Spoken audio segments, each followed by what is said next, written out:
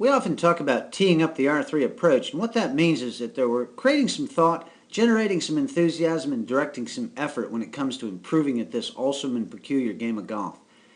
One of the important tenets of the R3 approach is what we call crossing the bridge when it comes to actually taking our games to the golf course and playing well. Especially for the competitive and tournament level player, there's a very definite need to understand the difference between the what axis and the how axis as far as playing the game of golf. In the R3 approach, as we've pointed out, the what axis is the axis that runs from perspective number 2, mechanical, down to perspective number 3, physical. It's on this what axis that we're going to spend the most time and effort working on our swings and our putting strokes as we develop our particular style and technique for swinging the club. But what the game requires of us is that we cross the bridge from that what axis over to the how axis.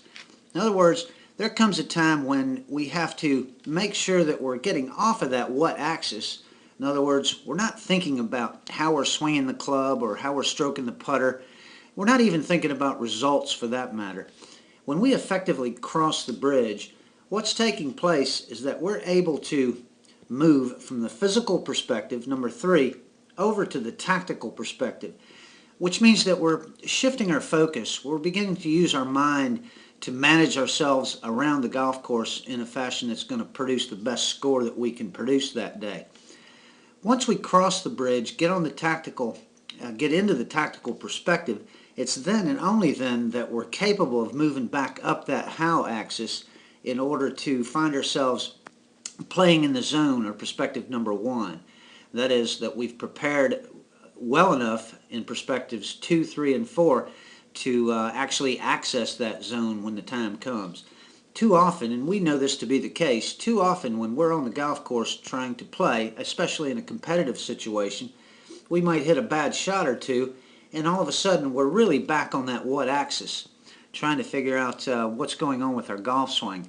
Well, that's the same thing as being stuck on the bridge there. And when we find ourselves in that condition, there's absolutely no way that we can access the zone.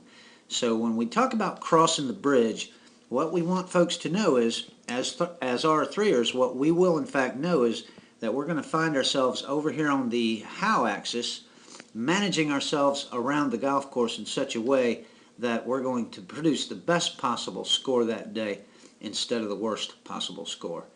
So this is part of the fun of improving, is having to look at things a little differently.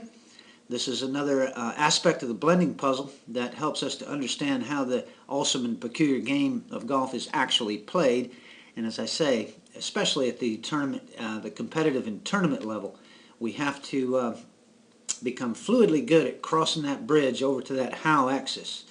And this requires the right kind of work, the right kind of thought, and the right kind of enthusiasm. So let's continue having fun with the R3 approach. Let's continue doing good work and look further into the R3 as far as what kinds of processes and thoughts and ideas we can explore in order to achieve that end.